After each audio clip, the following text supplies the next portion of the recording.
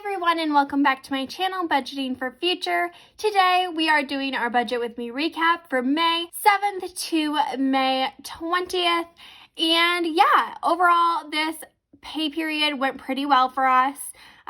Money came in pretty much as it was supposed to, and we actually were able to spend less than we normally do in some of our variable categories, which was really exciting. So I'm excited to share it with you. But before I do that, go ahead and consider giving this video a like if you do enjoy these Budget with Me updates. And also, if you want to see more content from me, definitely consider subscribing or checking to make sure you're still subscribed if you already think you are. YouTube has been pretty notoriously unsubscribing people, which is really annoying. I've experienced it myself. And some of my very favorite creators, I scroll down, I'm like, oh my gosh, I'm not subscribed anymore. What the heck? About 73% of people who are watching my videos are not yet subscribed. So if you're one of those people, come on over to the dark side or the light side. I don't know. Come on over. We'd love to have you here. And yeah, let's go ahead and just jump right into this thing. Now, my husband was paid for the last 3 weeks of work because in our last Budget with Me, it got a little wonky and he was only paid for one. So this is a lot more money than we're normally used to working with. I tried to estimate it the best I could, but he did end up receiving $2,393 in his paycheck exactly, which was pretty interesting. I received pretty close to what I had estimated. I received $1,272.32 instead of 62 cents. We didn't have any extra money coming in, which is probably a good thing. It means that we budgeted all of our money properly. We knew what was coming in, and we also knew everything that was going out. We did a good job estimating those fixed expenses as well, but we'll get into that in a minute. We also received our typical $192.31 from our flexible savings account. That is to reimburse us for some of our childcare expenses. And let's go ahead and just move right down into those fixed expenses I was just talking about. Now, for our mortgage, we do split our mortgage in half every 2 weeks. So we saved up $729.58. I did this week look into seeing if we could get our house reappraised in order to lower our mortgage cost because we are currently paying about $100 in PMI or private mortgage insurance, which is pretty much where you pay to insure the bank that's loaning you the money. And they informed me that I have to wait 24 months into my loan in order to do that. We are currently about I would say about 16 months into the loan, so I have it on my schedule early November to bug them again about this and hopefully get our house reappraised at that time to see if we can lower our bill by $100 a month. Our electric bill also came out just as planned. We paid $146.73. Our internet bill was also $50, and our cost for daycare for our daughter was another $360 there. So overall, did a great job. We didn't have any unexpected bills come up, which we definitely were having issues with at first when we moved into this budgeting type. But yeah, overall, pretty pleased there. And I'm even more pleased with how we did with our variable expenses. Now, we did recently, and this is the first budget where we've had it, where we've increased our grocery bill to $300. We decided to increase it because our daughter is getting older. She's eating more human food, and holy moly, is she eating a bunch of it. So between more snacks and easy lunches for her to eat at school, we have decided to up that. And the first time we upped it, we ended up spending way less in groceries than we normally do. So we ended up spending $244.04, which means if we had kept it at our normal $250, we still would have come in under budget. Now, this is with the caveat that we've been pretty sick, and honestly so sick that we haven't been eating as much, so we haven't had the need to buy groceries.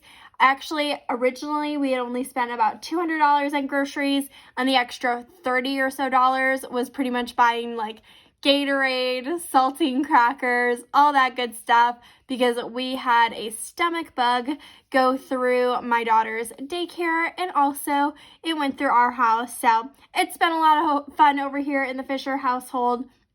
But yeah, overall, pretty proud of us there. We did end up taking this money and getting to be able to put it towards our down payment fund. So I'll be talking about that a little bit later. So we've been able to make some strong money moves with the money we did not spend. In terms of gas, we spent pretty much exactly as budgeted. We spent $39.06. Our gas prices have gone up in the past 2 weeks. I think it's because of that oil shortage that people thought we might have, but then we didn't end up having.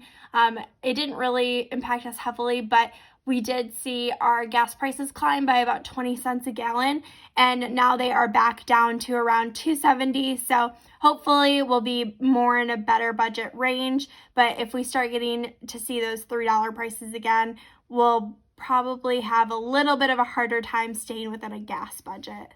This pay period, we even were able to not spend all of our eating out money. Now, not by a lot, trust me, but we did only spend $169.95. So we had $5 left over in that category, which I'm really proud of us.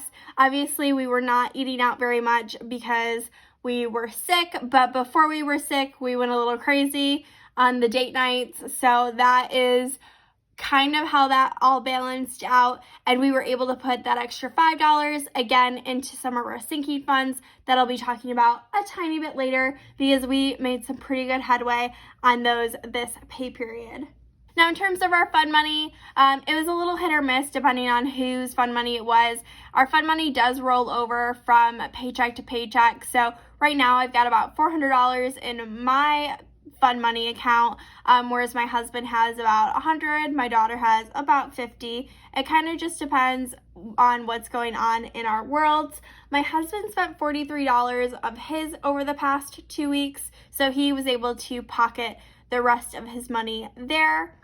I myself ended up spending $53.61. I am trying really hard to save as much of my fund money as possible because, oh, I lied. He spent $97. I was like, this math does not make sense based on what I remember. Okay, sorry about that, guys. He spent $97.75, and I spent $100. So we were able to still save quite a bit of our money there, but it was not nearly as much as we really had hoped. And yeah, these numbers make a lot more sense. So I do have about $400 saved up in my fund money envelope. I am hoping to make some purchases with that, but as I said in the last video I posted, I am like procrastination station, indecisive queen, so I'm struggling through that. Our daughter, on the flip side, she spent $136.25. I actually think she spent a lot more of that, but we've been doing a lot of garage sailing, and so her money has been getting kind of like shuffled about so quickly that I haven't been able to like write it all down, because we have been buying her quite a lot of clothes for this upcoming season, and she does have a fair amount of money left over, probably about $50 right now. But yeah, overall, we were under in every single one of our variable categories. This never happens. We do use cash envelopes, but I swear we're always stealing from Peter to pay Paul. But this did not happen this past 2 weeks. And I really do think it's because I'm now deciding to fill our cash envelopes every week instead of every 2 weeks. So I'm starting to post a little bit more videos that are cash stuffing related, but it's also making it so that we're a little bit more balanced between the 2 weeks. We try and spend the first half spending just a little bit more than the second half, but overall pretty equally. And I think it's making a huge impact on how we are doing with our variable expenses, and I'm honestly really proud of us for that. Now for our sinking funds, we did a bang up job on this pay period. We were able to save $40 for our phones, $30 for our pets. We are doing a savings challenge where we save $5,000 over 26 pay periods. If you want to see the printable for that, you can find it down below. And we did save $350 these past 2 weeks for that. In terms of our IRA, we didn't contribute nearly as much as we had originally planned. We ended up only putting $130 towards that. In our family for this year, we are trying to make sure that we're only putting 14% of our money into the stock market, specifically for retirement. So our other savings goals, such as saving for a down payment, are more of a priority for us, and we want to make sure that we're hitting that 14% right on the head. If we had put away $265 towards our retirement account, then we would have had way more than 14%. So that's why you're seeing that little bit of a change there. But don't worry, we ended up tucking it away into that down payment sinking fund. We were able to do the $20 for Christmas, $25 for maintenance, and I'm actually getting my car maintenance done today. Guys, it's only been like 4 months of me telling you I was going to go do that. So very exciting. Hopefully I'm not lying this time. Holy moly. Vacation, we were able to stock away a total of $191.31. We had put $250 into this sinking fund envelope, but then we were supposed to go out of town, but then we didn't because we were sick. But then we did end up finding some time to go on a little bit of a date night. So we decided to pull from our vacation sinking fund because we decided that it was a staycation of sorts. We had a good amount of fun and pulled just a little bit of money from that category, a lot less than we would have if we had ended up going to that wedding we originally had. But yeah, I'm pretty bummed that we weren't able to go to the wedding, but I mean, we still spent money, so who knows? There is no perfect way to do any of this. Comment down below if you completely agree with that. Now, for our clothing, we did put $20 away there. And to make sure this budget balances out perfectly, we ended up putting away so much money to our down payment. We were able to get $728 saved up for our down payment, which is just an absolutely amazing month for us. I am so incredibly proud of our hard work that we did by really just being as frugal as we possibly could, but within reason, of course, because we do want to enjoy our lives. But $700 in 2 weeks for our down payment is just awesome. We've got about $6,000 saved up right now, and we are starting to kind of peek at different houses in our ideal area. But if you do want to know more about our little bit of our house hunting adventures, definitely check out my Transfer Tuesday videos. I go into Zillow mostly and look at different houses that we could afford in our ideal area, and we have a little bit of fun looking at some fixer-uppers.